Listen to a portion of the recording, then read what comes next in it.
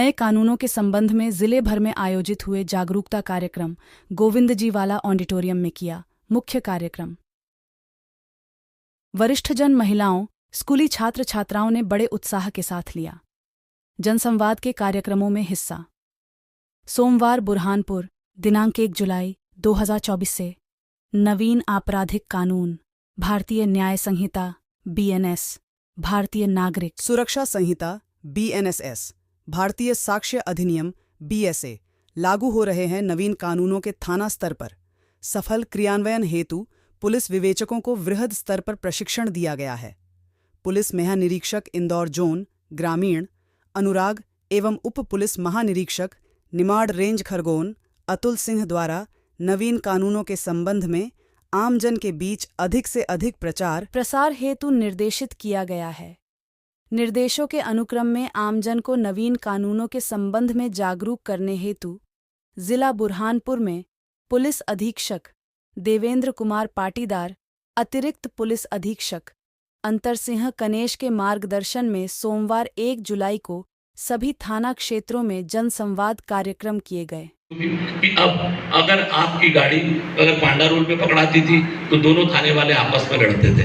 वो कहता था ये सिटी थाने का मामला है, वो कहता था लालबाग थाने का मामला है। लेकिन हकीकत में अब आपको इतने अधिकार कानून ने दिए हैं कि आप अपने मोबाइल के माध्यम से, अपने ईमेल के माध्यम से 0 पर FIR कायम हो जाएगी, EFIR कहलाएगी और वो सीधे सीधे उस संबंधित थाने पर पहुंच जाएगी जहाँ की उस परिधि में वो अपराध आता है। मतलब जनता को अब उतना परेशान होने की आवश्यकता नहीं तो 10 दिन तक मामला आज कायम होता था, एक्सीडेंट आज होता था, कोई टक्कर मार के चला जाता था, हिट रन आपने सुना ही है, पकड़ में नहीं आते थे।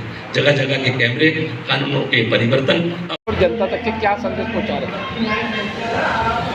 देखिए, ये 1 जुलाई को पूरे मध्य प्रदेश में कार्यक्रम आयोजित किए गए हैं, जिसमें हमारा भारतीय न्याय संहिता, भारतीय सुरक्षा नागरिक संहिता के अंतर्गत जो नए प्रावधान किए गए उन नए प्रावधानों को जनता के बीच में ले जाने के लिए, जनता के बीच में नए प्रावधानों को बताने के लिए कि नए एक्ट के अंतर्गत क्या क्या प्रावधान किए गए हैं और किस प्रकार से इसमें जो फरियादी पार्टी है, इसमें जो पीड़ित है, उसको किस प्रकार से इसमें सहायता मिलेगी या उनके नए नए प्रावधान क्या क्या हैं। और साथ में जो नए एक्ट के अंतर्गत उनके लिए अलग से क्या क्या सहायताएँ हैं, इसमें किस प्रकार से आप FIR करवा सकते हैं, किस प्रकार से कोर्ट में इसका डिजिटाइजेशन हुआ है, किस प्रकार से कोर्ट में इसका इलेक्ट्रॉनिक पद्धति से भी अभियोजन की कार्रवाई होनी है।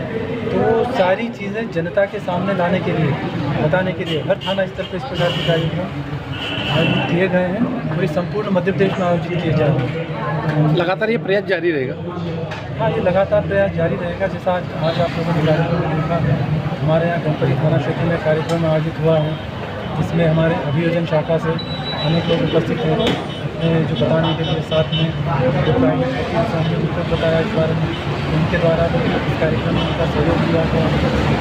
इस कार्यक्रम में हम लोग अनेक शैक्षणिक संस्थाओं को, अनेक जनप्रतिनिधियों को, अनेक मीडिया कर्मियों को, इसमें इलेक्ट्रॉनिक प्रेस मीडिया को, प्रिंट मीडिया को इसमें शामिल किया हुआ है, ताकि जो बात है हमारी अच्छे से जनता तक पहुँचे और जनता को उनके अधिकारों के बारे में और साथ में जो नए एक्ट के नए प्रावधान आए हैं उनके बारे में वो जाने।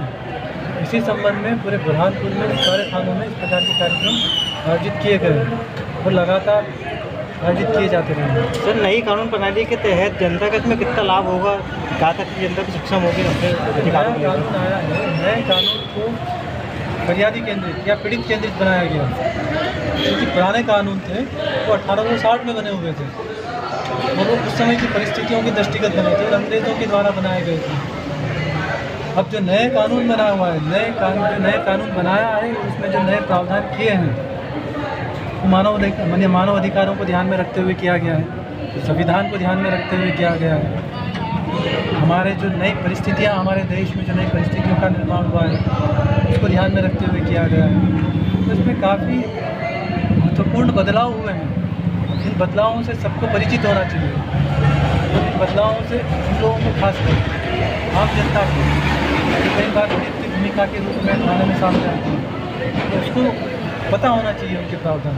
तो ये उसी की कवायद है कि सभी को इस बारे में पता हो। ठीक है।